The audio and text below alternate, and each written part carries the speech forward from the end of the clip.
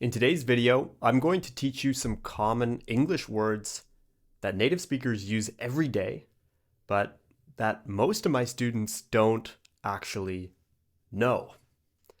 Now, if you want to expand your vocabulary and you want to understand native speakers, then watch this video because the words we're going to learn today are really going to help you. Now, the first word I want to talk about is commute. Commute. Commute can be a verb. It could also be a noun. A commute is going from home to school or from home to work. We say that's your commute. It's your trip. It's your journey from home to school or work. You can also use it as a verb. You commute. I commute, you commute, he commutes to work. Now, if you want to use it in a sentence, you could say, I commute to work every Monday. That's a verb. Or he has a long commute to work. That's a noun. Somebody who commutes is a commuter. Commuter. Very common word. The next word on our list is also related to commuting, and that's detour. Detour.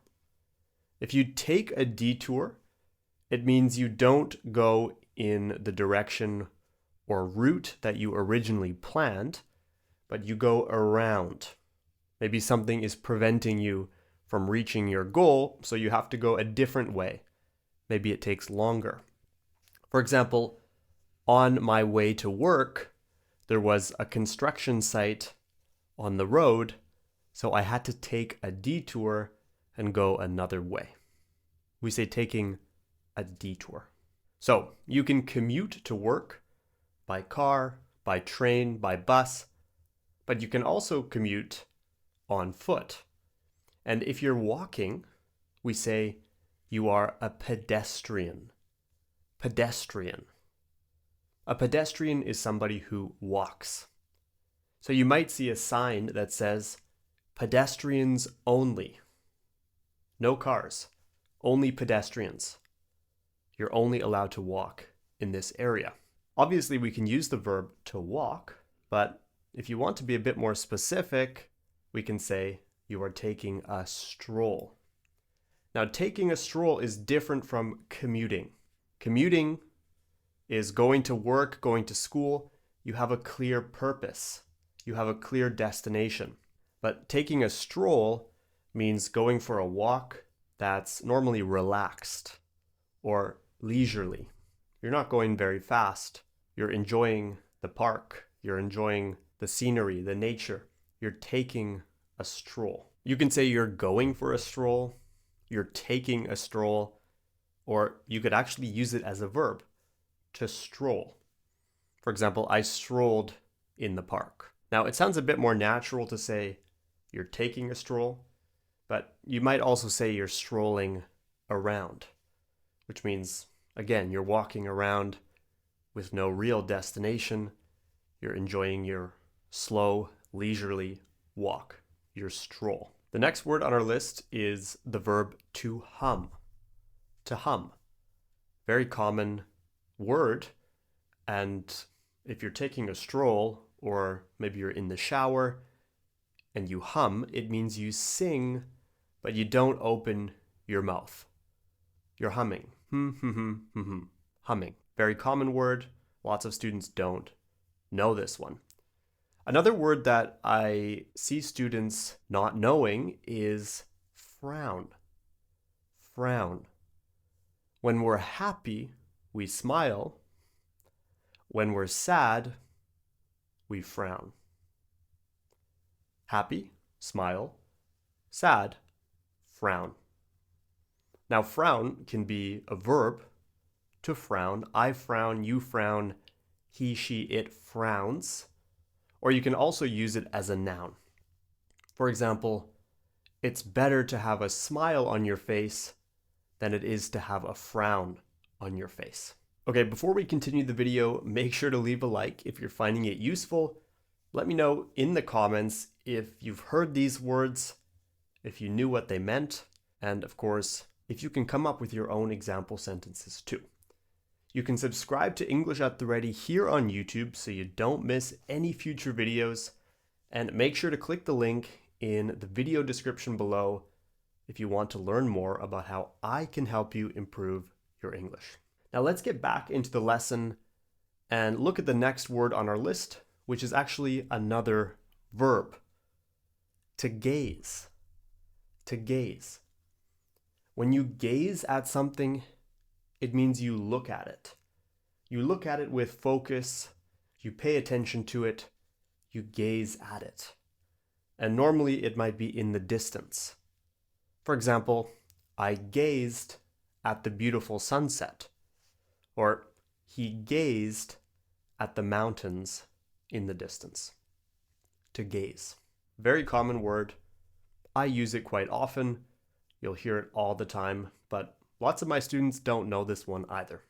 Now, I want to teach you two words, and I want to teach you the difference between them.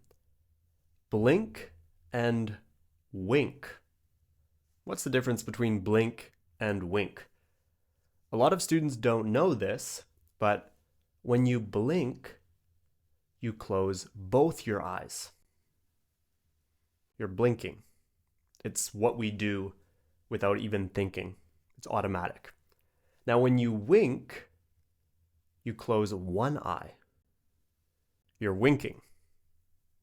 You're just closing one eye.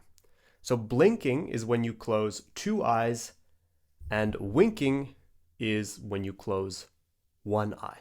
Now the next word I want to teach you is lethargic. Lethargic. After you've had a long day at work, at school, wherever, and you feel tired, you feel lethargic. It basically means that you don't have much energy. For example, I need a coffee in the morning because I feel lethargic when I wake up. Lethargic. Lethargic. It's a synonym of tired. You could also say you feel drowsy. Drowsy is another synonym of tired. Often we use drowsy with medication. For example, some medication makes you drowsy. It makes you sleepy. You could also say fatigued. Fatigued means tired. And exhausted. Exhausted means very tired. If you've had a long day at work and you've been working hard, you could say you have been diligent. Diligent. When somebody is diligent, it means they work hard, they do their work, they're very hardworking, they have a good work ethic. We say they're diligent. For example, she is a diligent worker. She completes everything on time. She's diligent. Now, when somebody is good at something, we could also say they are proficient at it. Proficient. Proficient. For example, you can be proficient at a language like English. After you've watched my videos, I'm sure you will be proficient. You could also be proficient at an instrument, like playing violin. You could be proficient at skiing. It just means you're good at something. You're proficient. Proficient. If you really enjoy doing something, you could say you are keen on it. You are keen. When you are keen to do something, it means you are eager. You really want to do it. For example, I am keen to learn English. Or I am keen on cooking. It means I really like cooking. I really like learning English. I'm keen on it. Now, I want to teach you one more word that lots of my students don't know, but that's common enough. And that word is plausible. Plausible. Plausible is just a synonym of likely. When something is plausible, it means there is a good chance that it will happen. It's plausible.